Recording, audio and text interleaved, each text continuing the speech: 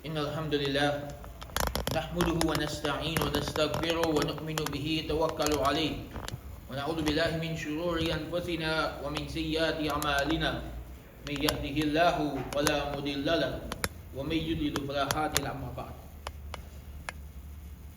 As we conclude our history of the first 100 years of Islam, I would like us to end with a discussion of who was perhaps the most righteous and the most extraordinary of the second generation of Muslim leaders. And that is Umar ibn Abdul Aziz, rahimahullah.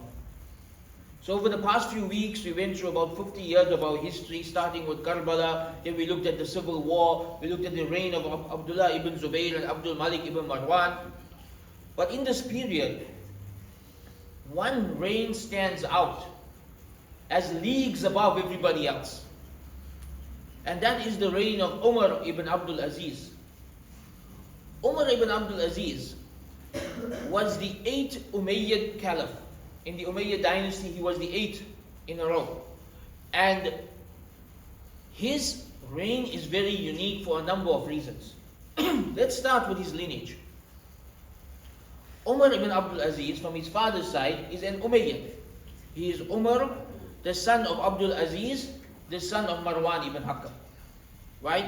So we mentioned a few weeks ago that when Yazid died, Marwan ibn Hakam takes the Khilafah to his branch of the Umayyad family. Right?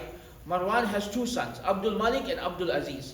Abdul Malik becomes the king and the father of kings, and almost all the kings after that are from the descendants of Abdul Malik. Abdul Aziz becomes the governor of Medina and then the governor of Egypt, and he passes away during the reign of Abdul Malik, so he never becomes the Khalifa.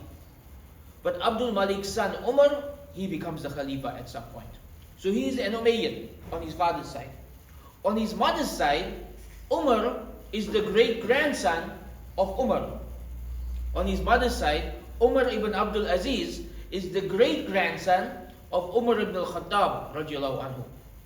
So there's a famous story where Umar ibn al-Khattab, one night he was out and he heard a righteous woman, arguing with her mother about something that her mother wanted her to do that was haram. And he was so amazed by this young woman's righteousness that he wanted that woman to marry his son.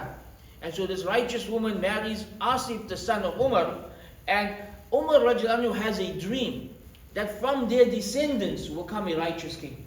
He has a dream that from the descendants of Asif and this righteous lady will come a righteous king.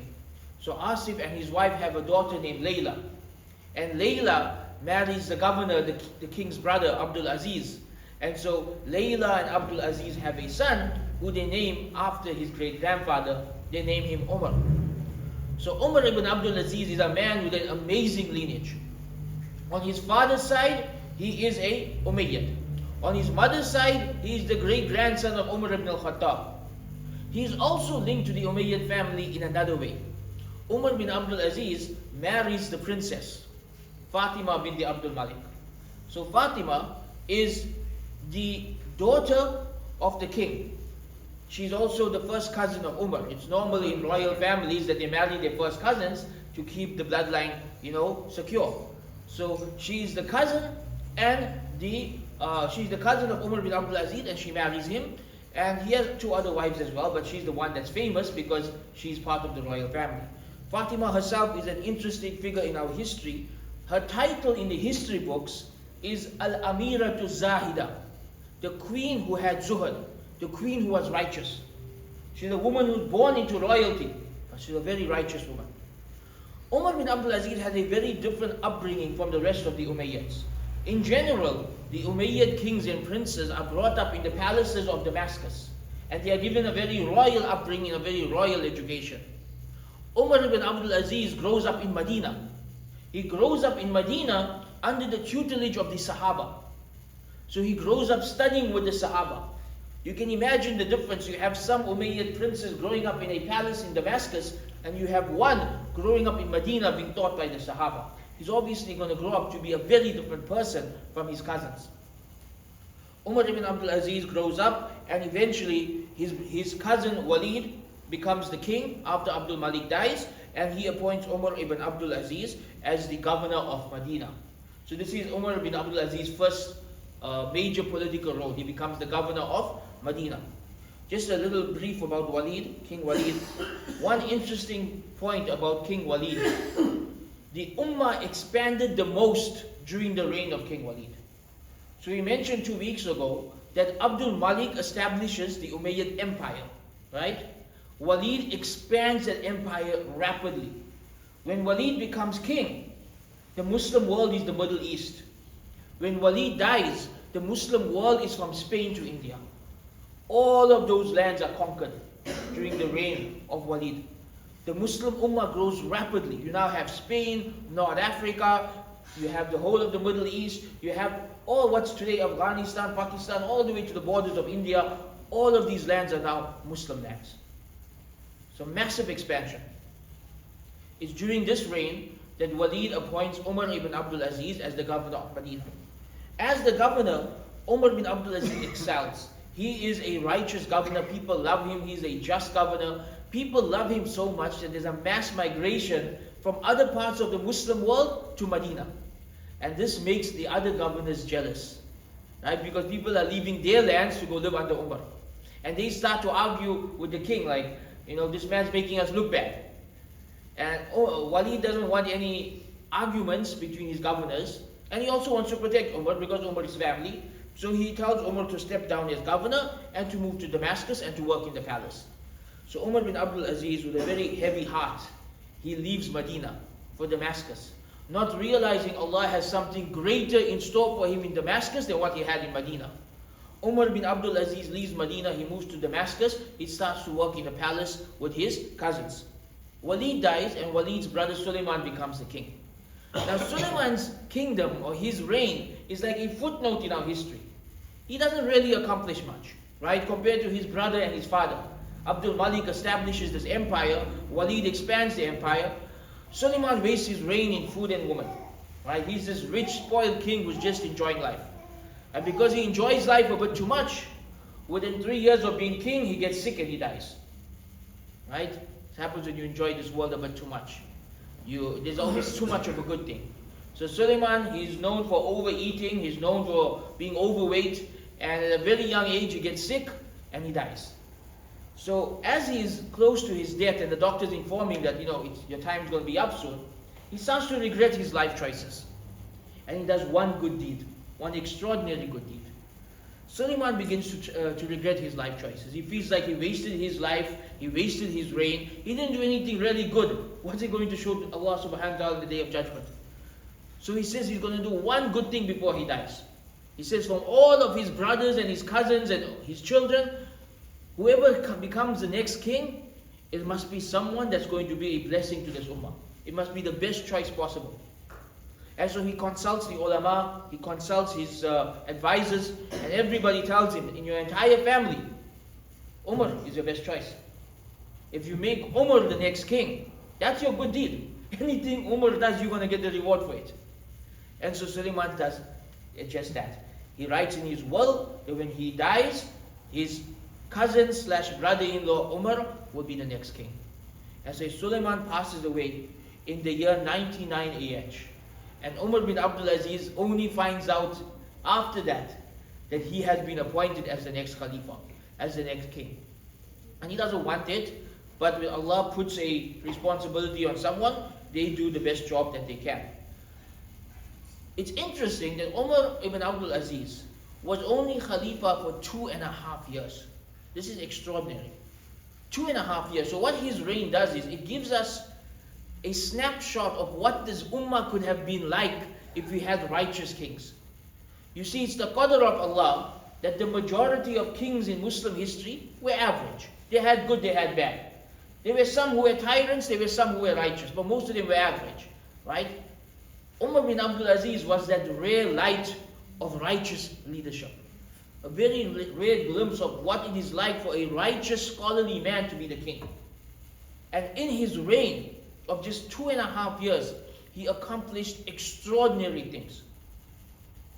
Umar ibn Abdul Aziz comes into power, and the first thing he does is he makes changes in the lifestyle of the Umayyads. So one of the negatives of the Umayyad Empire was that they were they lived a very extravagant lifestyle at the expense of the ummah, right? They would in some ways throw unfair and unjust taxes, usurp the money of people, and use it to fund an extravagant lifestyle for themselves.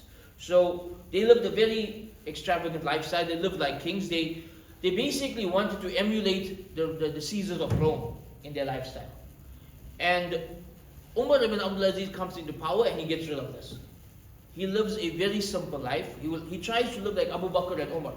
Right? This is 100 years later, but he wants to live like Abu Bakr and Umar. A very simple life. And his wives and children also. Very simple life. And it's interesting because his wife Fatima is born and raised in luxury.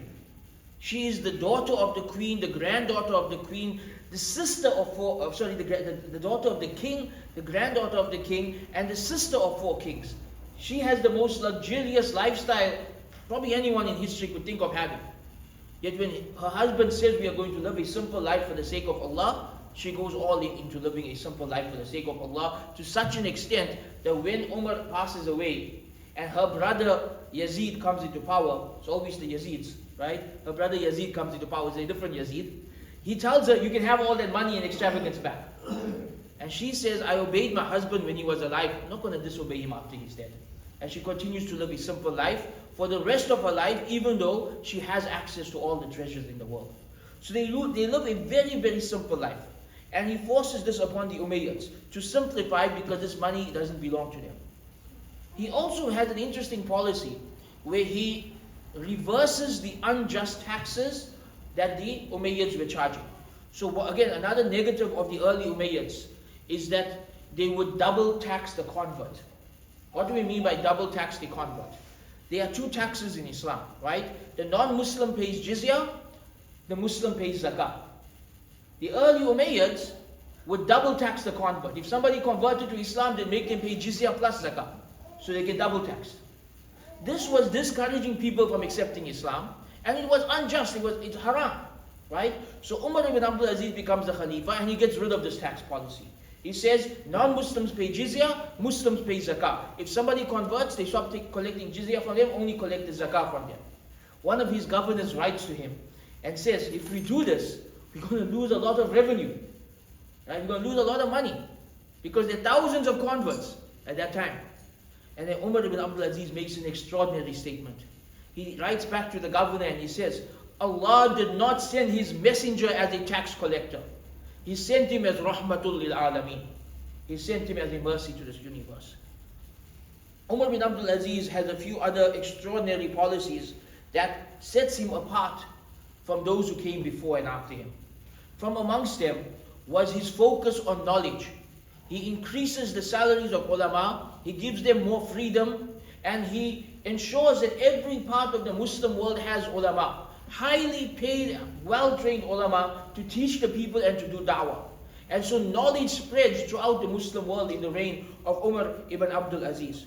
On top of that, he notices that Muslims have conquered a lot of land, but they are neglecting these lands. And so he does something different from anyone before or after him. He pauses the expansive jihad. Right? So part of the empire building of Muslims is that they would wage expansive jihad on the nearby regions to conquer those regions. In the reign of Umar bin Abdul Aziz, he put a pause on it. He said, let's develop these regions first because these people are being neglected. And one of the best examples of this is Spain. Spain is conquered in the reign of Walid ibn Abdul Malik, and the Umayyads pay absolutely no attention to it. It's just they basically leave it to self-govern and to self-run. And they forget about it. Spain's in Europe, they're in Damascus. Umar bin Abdul Aziz appoints a righteous man as the governor of Spain, and he gives him a very interesting project. He tells him to record in writing for him a full census of Spain. He needs to record for him who are the people of Spain, what are their demographics, what are their religions, what's the geography, what are the cities, what are the villages, what are their needs. He wants to know about this land in full details as possible so they can figure out what they can do for the people of these lands. Again, we're talking 1,300 years ago. And when you study history, here's a little pause here, side note here. When you study history, you realize the lies that other people bring, right? Because one of the lies of history is that the world was uncivilized until the Europeans brought civilization to us. But here we have 1,300 years ago, the Muslim world was very civilized. Extraordinary level of civilization. And so Umar bin Abdul Aziz begins the project of developing Spain. And within 100 years, Spain becomes a separate Umayyad superpower. Right? 100 years later, there are now two Muslim superpowers in the world. Spain, run by the Umayyads, and the rest of the Muslim world run by the Abbasids. But the development of Spain starts in the reign of Umar ibn Abdul Aziz.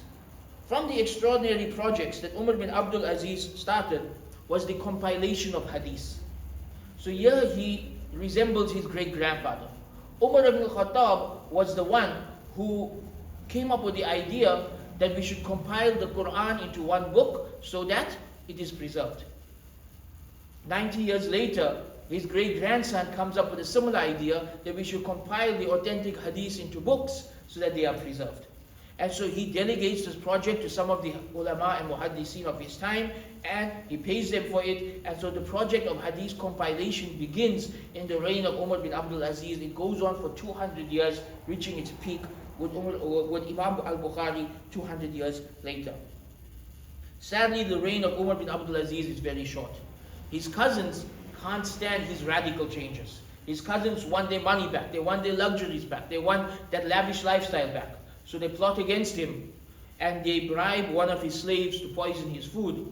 And he dies at a very young age, some say 38, some say 40, very young age, in the year 101 AH. Umar bin Abdul Aziz dies, one of his cousins goes back into power, and some of these policies are reversed, and the Umayyads go back to living their lavish lifestyle for another 20 years before the Abbasids take over. But Umar bin Abdul Aziz leaves behind a legacy of what is the model of a righteous king. What does a righteous king look like, and what can he accomplish? Imagine Umar bin Abdul Aziz accomplishes all of this in 2 years. Imagine if he had 20 years. Imagine if he had 50 years. This is really a snapshot of what a righteous leader looks like. And this is why many of the historians actually call Umar bin Abdul Aziz the fifth of the rightly guided Khalifas. When they talk about the Khulafa Rashideen, they talk about Abu Bakr, Umar, Usman and Ali, and then some say Umar bin Abdul Aziz at number 5. Because this man comes almost 100 years later, yet his level of justice and righteousness resembles that of Abu Bakr and Umar. Wa akhiru da'wana anil hamdulillahi rabbil alameen.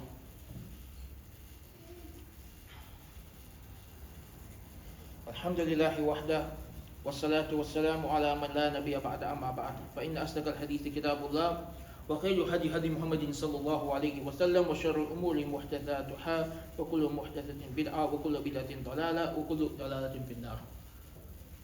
I want us to reflect on a very interesting statement that the wife of Umar ibn Abdul Aziz made about him.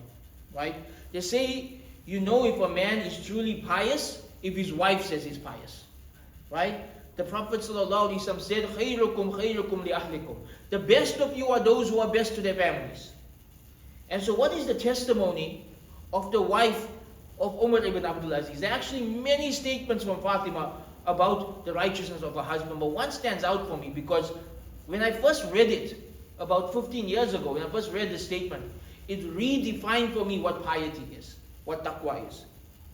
So Fatima bint Abdul Malik comments on the personality of her husband Umar bin Abdul Aziz, and she says, he was not a man who used to pray too much or pray anything extraordinary.